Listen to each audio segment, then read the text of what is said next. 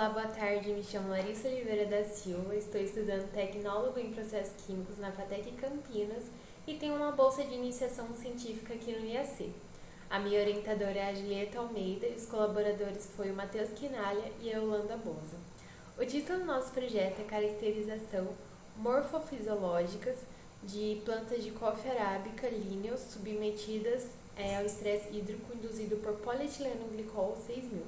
A área temática do nosso trabalho foi a fisiologia vegetal, em que esse trabalho foi feito na Fazenda Santa Elisa, no Instituto Agronômico de Campinas. A cafeicultura, ela tem um papel super importante tanto no meio social quanto no meio econômico, mundialmente, no Brasil. Só que as variações climáticas representam uma séria ameaça à cultura do café, onde o melhoramento genético ele surge como uma forma de mitigar o efeito, das mudanças climáticas com o desenvolvimento de cultivares com tolerância à seca. Visando isso, o objetivo do nosso estudo foi caracterizar respostas morfológicas e fisiológicas de plantas de diferentes genótipos de coffea arábica submetidas ao estresse hídrico. A partir disso, a nossa metodologia foi utilizar plantas em estágio de mudas da cultivar IAC Catuea SH3, que é tolerante à seca, e a cultivar Ubatã, que é susceptível à falta de água.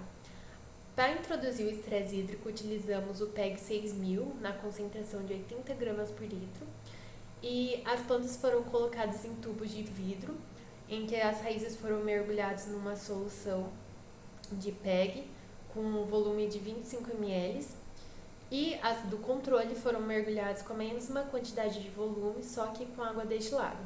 Como aparece na figura, elas ficaram em grades, onde cada tratamento constou de 10 repetições. A partir disso, as plantas foram avaliadas em relação aos sintomas de murcha foliar, como mostra aqui, em que na primeira figura mostra uma planta sem sintomas, onde a gente dava nota de 1, 2 e 3. 1 seria uma planta sem sintomas, 2 parcialmente e 3 totalmente com sintomas, como mostra a planta ao lado.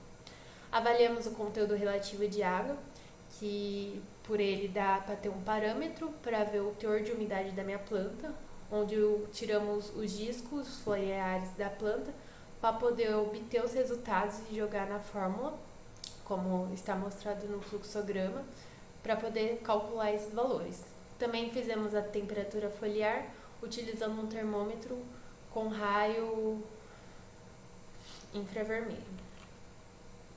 A partir disso, os resultados que obtemos, o primeiro que eu vou falar é o sintoma de murcha foliar.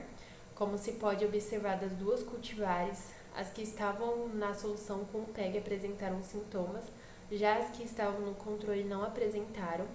Na figura 2A, o cultivar Ubatã, no segundo dia, já que no eixo X está marcando data / hora, onde a gente fazia a avaliação no período da manhã e no período da tarde.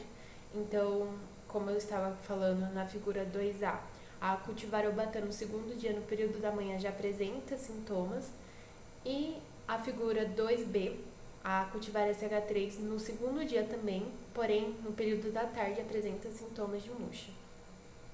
No conteúdo relativo de água, ele é um parâmetro que permite avaliar o teor de umidade, sempre indicador de estresse, onde no eixo Y está em porcentagem o quanto da minha planta ela consegue absorver de água. E no eixo X é a concentração com PEG.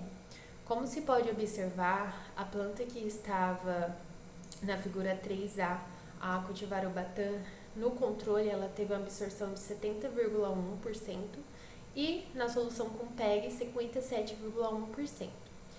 Na figura 3B, a cultivar SH3, ela apresenta uma absorção no controle de 80,2% e no PEG 65,2%.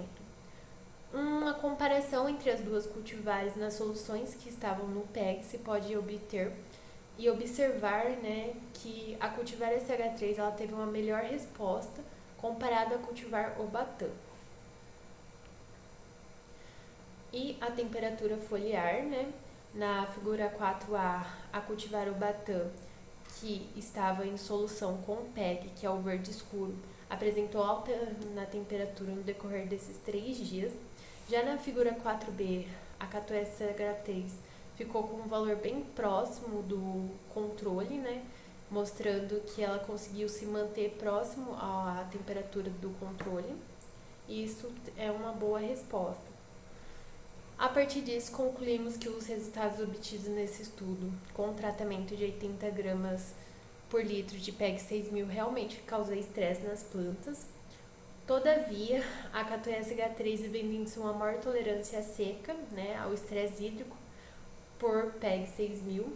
E esse estudo ele pode contribuir com o melhoramento genético no desenvolvimento de cultivares mais tolerantes à seca, para garantir a sustentabilidade da cafeicultura.